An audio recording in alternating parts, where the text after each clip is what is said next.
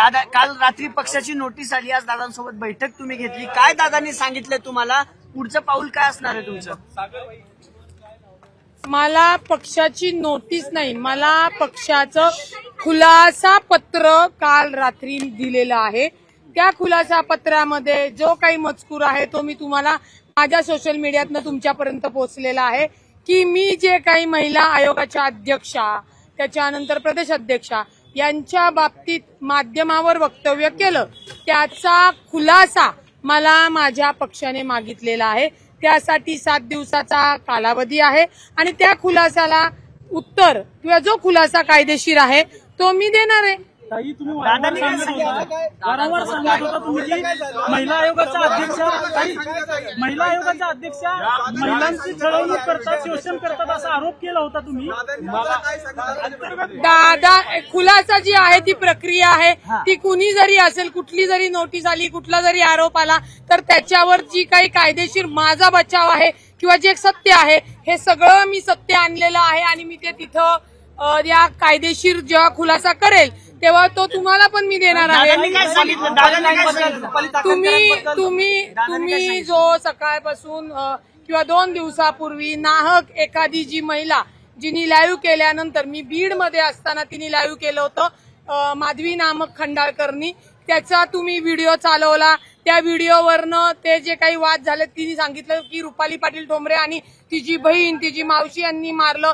त्याच्यानंतर मी बीडमध्ये होते, बीडमधनं इथं मी येतो, या दोन्ही केसेस हा ज्या वादावादी किंवा जो काही प्रसंग घडलेला तो प्रसंग त्यावेळेला पोलीस स्टेशनमध्ये वाद गेला होता, तो वाद संपवण्यात आला होता आणि तो वाद संपवल्यानंतर लक्षात घ्या तो वाद संपवल्यानंतर दुसऱ्या दिवशी तातडीने पुन्हा एकदा त्या माधवी खंडाळकर यांनी सीपीला तक्रार दिली आणि अर्ध्या तासाच्या आत हा तक्रार गुन्हा दाखल करण्यात आला। मग माझा प्रश्न एवढाच होता, दोघांच्या तक्रारी तुम्ही मागे घेतलेल्याचं तुमच्याकडे शूटिंग आणि त्याचे दस्तावेज पोलीस स्टेशनमध्ये आहे, तर मग आमचा गुन्हा का नाही घेतला? त्यासाठी मी पोलिसांकडे गेलो तर त्यांनी गुन्हा दाखल केलेला आहे। माधवी खंडाळकर आणि तिच्या भावावर 354च्या विनयभंग केला म्हणून आणि बोलायला आलेल्याच्या अंगावर डायरेक्ट गेलेल्याचा तो गुन्हा दाखल केलेला आहे। आता माधवी खंडाळकर राज्याचे उपमुख्यमंत्री यांना भेटायला आल्या, साहजिकच आहे, माननीय अजितदादा महाराष्ट्राचे राष्ट्रीय अध्यक्ष, महाराष्ट्राचे नेते राष्ट्रीय अध्यक्ष आहेत, त्यांना कुठलाही सर्वसाधारण व्यक्ती भेटायला येऊ शकतात, त्यानुसार त्या तिथं आल्या होत्या। माधवी खंडाळकरांचा गुन्हा कोणाच्या सांगण्यावरनं दाखल करण्यात आला त्याचाही तपास व्हावा म्हणून मी सीपीकडे तसा अर्ज केलेला आहे आणि हे कुणी प्लॅन केलं, कारण का माधवी खंडाळकर नामक महिलेशी माझा 6 ते 7 वर्ष लहानपणी मैत्रीण होती, लहानपणी ती गल्लीत राहायचो म्हणून 6 वर्ष संबंध नसताना अचानक ती डॉक्टर संपदाचं जेव्हा आपल्या राज्याच्या महिला आयोगाध्यक्ष जेव्हा चारित्र्य हनन करतात आणि त्याच्यावरनं मीडियावर झोट उठल्यानंतर मी सांगते की बाबा पक्षाचं आणि आयोगाचं कामकाज वेगळं, त्याच्याशी पक्ष सहमत नाही, त्याच 28 नोव्हेंबरला ती पोस्ट माधवी खंडाळकर करते। ती पोस्टही मी तुम्हाला दाखवू शकते आणि ती पोस्ट केल्यानंतर ती पोस्ट तिने डिलीट केली, त्या डिलीट केल्यानंतर एकच मिनिट धरा, दाखवते सगळं दाखवते। हे बघा ही पोस्ट केली होती माधवी खंडाळकरनी, त्या माधवी खंडाळकरनी लिहिलेली आहे, त्या माधवी खंडाळकरनी लिहिलेलं आहे की रुपाली पाटीलला तुम्ही पद का दिलं, तुम्ही पक्षात का घेतलं, तुम्ही का अडवलं, या सगळ्या गोष्टी झाल्यानंतर याची ही पोस्ट तिने डिलीट केल्यानंतर याच्या आधी सुद्धा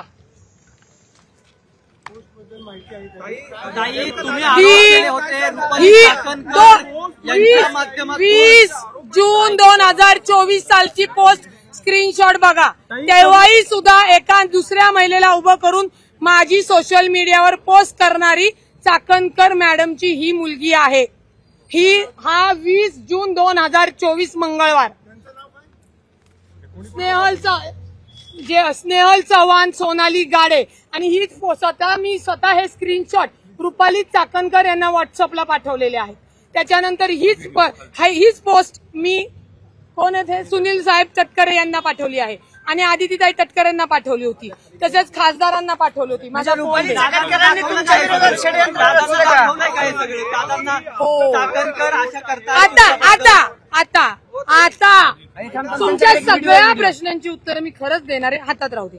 आता ज्या दिवशी तिला विचारणा करायला गेले त्या दिवशीचा व्हिडिओ स्वतः खुद्द माधवी खंडाळकर यांनी व्हायरल केला होता, तो ऐका. दिसणार नाही. ग्रुपवर शेअर करत आहे तो. थांब ना. एकच मिनिट, ब्लूटूथ बंद कर तुमचं. ब्लूटूथ वर कुणाचा फोन आहे? नाही तुम्ही आत्ताच घ्या, ऐकून घ्या, आत्ताच घ्या. जी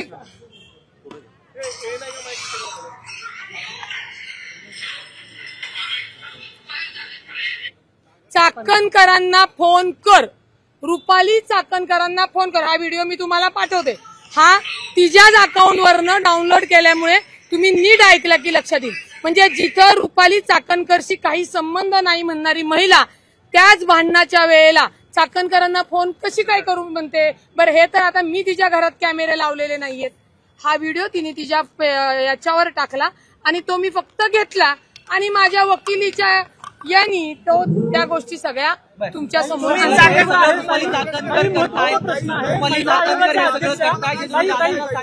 आयोगाच्या अध्यक्षा महिलांचा शारीरिक छळ करतात, मानसिक छळ करतात असा तुम्ही आरोप केला होता. खरं तर याची चौकशी व्हायला पाहिजे होती, मात्र पक्ष तुम्हालाच नोटीस पाठवतो आणि कारणे दाखवा म्हणतो. अजिबात नाही. जी पक्षाला काय वाटतंय का तुम्ही चुकताय? दादांनी सांगितलेलं आहे की त्या माधवी खंडाळकर पण तिथं आल्या होत्या.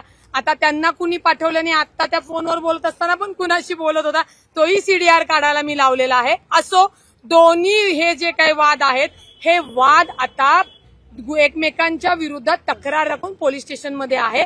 पोलीस त्याच्यात तपास करतील आणि पालकमंत्री म्हणून दादांनी सांगितलेलं आहे की याचा पूर्ण जो काही रिपोर्ट अहवाल आहे त्याच्यात कोण चुकलेले आहेत, रुपाली पाटील ठोंबरे चुकली आहे का, अजून खंडाळकर चुकलेला आहेत का, याला खंडाळकरांना चालवणाऱ्या चाकणकर चुकलेला आहेत, त्याचा अहवाल पोलीस तिथे दादांसमोर ठेवतील.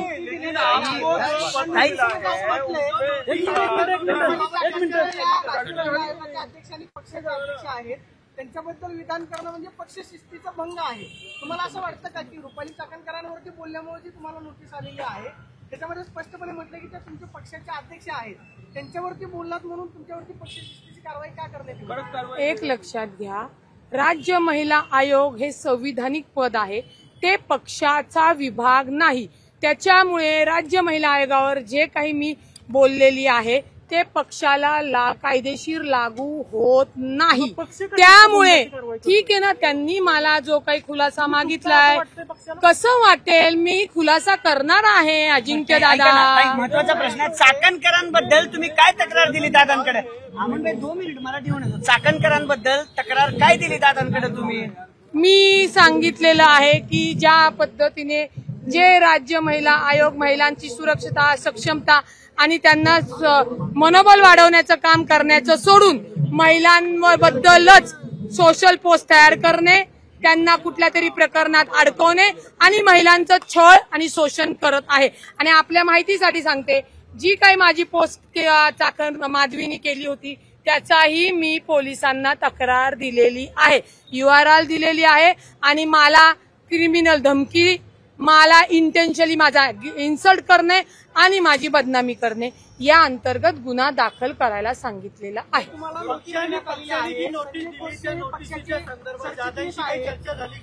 मी त्याच्यामध्ये खुलासा देणार हे दादांना सांगितलेले. बरोबर, ऐका ना, त्या माधवी खंडाळकरांनी सांगितलं की दादा असं म्हणाले की यातून मध्यमार्ग काढू, असं काही सांगितलं का? दादा राज्याचे मुख्यमंत्री आहे, उपमुख्यमंत्री, लवकरच मुख्यमंत्री होणार आहेत. दादा हे राज्याचे उपमुख्यमंत्री आहेत. दादांनी सांगितलं की लहानपणापासूनच्या तुम्ही मैत्रिणी आहेत. एकतर दादा शॉक झाले आणि हा विषय तुम्ही मुख्यमंत्र्यांसमोर मांडताय. आता मी राज्याचा उपमुख्यमंत्र्यांसमोर मांडताय. मी राज्याचा म्हणजे पुणे शहराचा पालकमंत्री म्हणून याच्यामध्ये ज्यांची चूक आहे तो पोलीस तपासातनं अहवाल मागून घेणार आणि ज्यांची चूक आहे त्यांच्यावर पोलीस कारवाई करतील. कोण तुम्ही चाकणकरांबद्दल सांगितलं का दादांना? हो, पक्ष सोडणार पण बोललं जातं. कोणाला? तुम्ही कोण बोलतोय? पक्ष सोडणार? मी काय पळून जाणारी महिला बिला वाटले का तुम्हाला? मी कायदेशीर त्याला उत्तर देऊन हे करणार. पक्षाने जे मला जे काही खुलासा मागितलाय तो करणार आहे.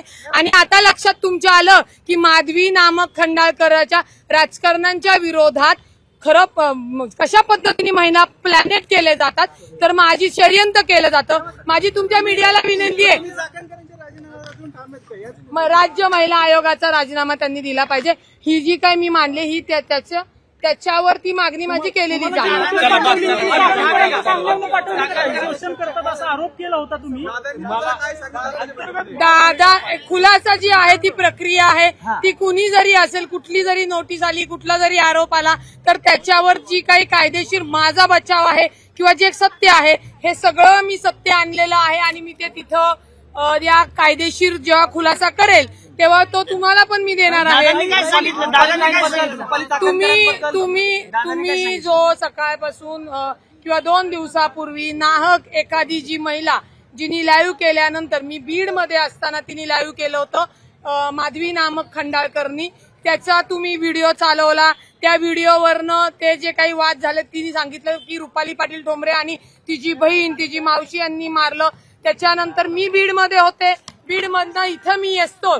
या दोन्ही केसेस, हा ज्या वादावादी किंवा जो काही प्रसंग घडलेला तो प्रसंग त्यावेळेला पोलीस स्टेशनमध्ये वाद गेला होता. तो वाद संपवण्यात आला होता आणि तो वाद संपवल्यानंतर, लक्षात घ्या, तो वाद संपवल्यानंतर दुसऱ्या दिवशी तातडीने पुन्हा एकदा त्या माधवी खंडाळकर यांनी सीपीला तक्रार दिली आणि अर्ध्या तासाच्या आत हा तक्रार गुन्हा दाखल करण्यात आला. मग माझा प्रश्न एवढाच होता, दोघांच्या तक्रारी तुम्ही मागे घेतलेल्याचं तुमच्याकडे शूटिंग आणि त्याचे दस्तावेज पोलीस स्टेशनमध्ये आहे, तर मग आमचा गुन्हा का नाही घेतला? त्यासाठी मी पोलिसांकडे गेलो होतो, त्यांनी गुन्हा दाखल केलेला आहे. माधवी खंडाळकर आणि तिच्या भावावर 354च्या विनयभंग केला म्हणून आणि बोलायला आलेल्याच्या अंगावर डायरेक्ट गेलेल्याचा तो गुन्हा दाखल केलेला आहे. आता माधवी खंडाळकर राज्याचे उपमुख्यमंत्री यांना भेटायला आल्या, साहजिकच आहे. माननीय अजितदादा महाराष्ट्राचे राष्ट्रीय अध्यक्ष, महाराष्ट्राचे नेते राष्ट्रीय अध्यक्ष आहेत, त्यांना कुठलंही सर्वसाधारण व्यक्ती भेटायला येऊ शकतात. त्यानुसार त्या तिथं आल्या होत्या. माधवी खंडाळकरांचा गुन्हा कोणाच्या सांगण्यावरनं दाखल करण्यात आला त्याचाही तपास व्हावा म्हणून मी सीपीकडे तसा अर्ज केलेला आहे. आणि हे कुणी प्लॅन केलं? कारण का माधवी खंडाळकर नामक महिलेशी माझा 6 ते 7 वर्ष लहानपणी मैत्रीण होती. लहानपणी ती गल्लीत राहायचो म्हणून 6 वर्ष संबंध नसताना अचानक ती डॉक्टर संपदाचं जेव्हा आपल्या महिलाच्या राज्याच्या महिला आयोग अध्यक्ष जेव्हा चारित्र्य हनन करतात आणि त्याच्यावरनं मीडियावर झोट उठल्यानंतर मी सांगते की बाबा पक्षाचं आणि आयोगाचं कामकाज वेगळं, त्याच्याशी पक्ष सहमत नाही. त्याच 28 नोव्हेंबरला ती पोस्ट माधवी खंडाळकर करते. ती पोस्टही मी तुम्हाला दाखवू शकते. आणि ती पोस्ट केल्यानंतर ती पोस्ट तिने डिलीट केली. त्या डिलीट केल्यानंतर एकच मिनिट धरा, दाखवते सगळं दाखवते. हे बघा, ही पोस्ट केली होती माधवी खंडाळकरनी. त्या माधवी खंडाळकरनी लिहिलेली आहे, त्या माधवी खंडाळकरनी लिहिलेलं आहे की रुपाली पाटीलला तुम्ही पद का दिलं, तुम्ही पक्षात का घेतलं, तुम्ही का अडवलं. या सगळ्या गोष्टी झाल्यानंतर याची ही पोस्ट तिने डिलीट केल्यानंतर याच्या आधी सुद्धा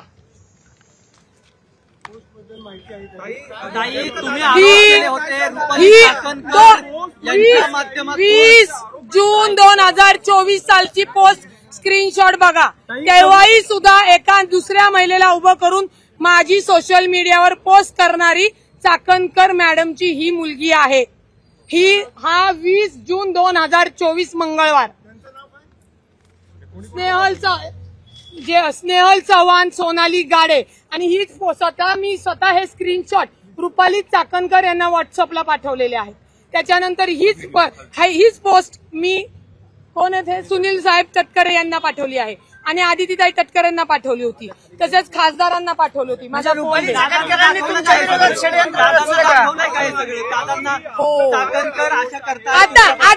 आता तुमच्या सगळ्या प्रश्नांची उत्तरं मी खरंच देणार आहे. हातात राहू दे. आता ज्या दिवशी तिला विचारणा करायला गेले त्या दिवशीचा व्हिडिओ स्वतः खुद्द माधवी खंडाळकर यांनी व्हायरल केला होता, तो ऐका. दिसणार नाही. ग्रुपवर शेअर करत आहे तो. थांब ना. एकच मिनिट, ब्लूटूथ बंद कर तुमचं. ब्लूटूथ वर कुणाचा फोन आहे? नाही तुम्ही आत्ताच घ्या, ऐकून घ्या, आत्ताच घ्या. जी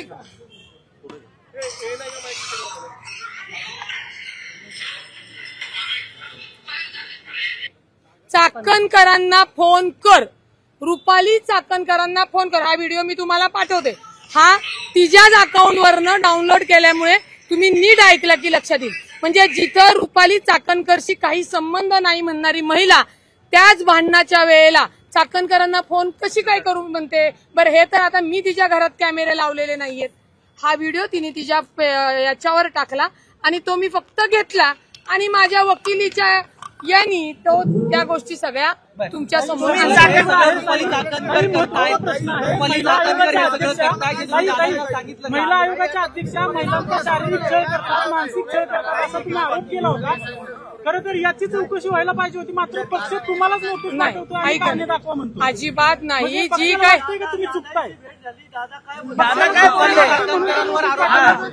दादांनी सांगितलेलं आहे की त्या माधवी खंडाळकर पण तिथं आल्या होत्या. आता त्यांना कुणी पाठवलं नाही. आता त्या फोनवर बोलत असताना पण कुणाशी बोलत होता तोही सीडीआर काढायला मी लावलेला आहे. असो, दोन्ही हे जे काही वाद आहेत हे वाद आता एकमेकांच्या विरोधात तक्रार राखून पोलीस स्टेशनमध्ये आहे. पोलीस त्याच्यात तपास करतील आणि पालकमंत्री म्हणून दादांनी सांगितलेलं आहे की याचा पूर्ण जो काही रिपोर्ट अहवाल आहे त्याच्यात कोण चुकलेले आहेत, रुपाली पाटील ठोंबरे चुकली आहे का अजून खंडाळकर चुकलेला आहेत का, याला खंडाळकरांना चालवणाऱ्या चाकणकर चुकलेला आहेत, त्याचा अहवाल पोलीस तिथे दादांसमोर ठेवतील.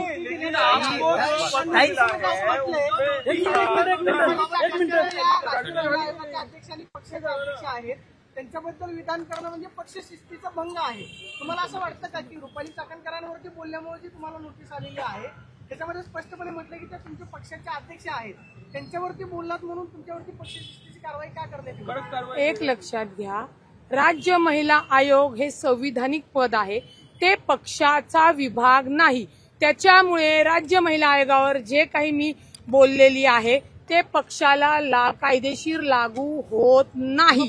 त्यामुळे ठीक आहे ना, त्यांनी मला जो काही खुलासा मागितलाय कसं वाटेल मी खुलासा करणार आहे. अजिंक्य दादा, महत्वाचा प्रश्न आहे. चाकणकरांबद्दल तुम्ही काय तक्रार दिली दादांकडे? भाई 2 मिनिट मराठी होण्याचं. चाकणकरांबद्दल तक्रार काय दिली दादांकडे तुम्ही? मी सांगितलेलं आहे की ज्या पद्धतीने जे राज्य महिला आयोग महिलांची सुरक्षता, सक्षमता आणि त्यांना मनोबल वाढवण्याचं काम करण्याचं सोडून महिलांबद्दलच सोशल पोस्ट तयार करणे, त्यांना कुठल्या तरी प्रकरणात अडकवणे आणि महिलांचं छळ आणि शोषण करत आहे. आणि आपल्या माहितीसाठी सांगते, जी काही माझी पोस्ट माधवीने केली होती त्याचाही मी पोलिसांना तक्रार दिलेली आहे, URL दिलेली आहे आणि मला क्रिमिनल धमकी, मला इंटेन्शनली माझा इन्सल्ट करणे आणि माझी बदनामी करणे या अंतर्गत गुन्हा दाखल करायला सांगितलेला आहे.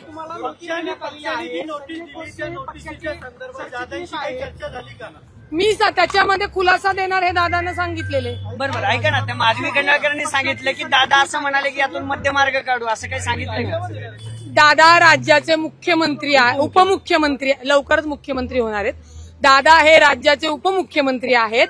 दादांनी सांगितलं की लहानपणापासूनच्या तुम्ही मैत्रिणी आहेत. एकतर दादा शॉक झाले आणि हा विषय तुम्ही मुख्यमंत्र्यांसमोर मांडताय. आता मी राज्याचा उपमुख्यमंत्र्यांसमोर मांडताय. मी राज्याचा म्हणजे पुणे शहराचा पालकमंत्री म्हणून याच्यामध्ये ज्यांची चूक आहे तो पोलीस तपासातनं अहवाल मागून घेणार आणि ज्यांची चूक आहे त्यांच्यावर पोलीस कारवाई करतील. कोण तुम्ही चाकणकरांबद्दल सांगितलं का दादा? हो, पक्ष सोडणार असं पण बोललं जातं. कोणाला तुम्ही कोण बोलतोय? पक्ष सोडणार?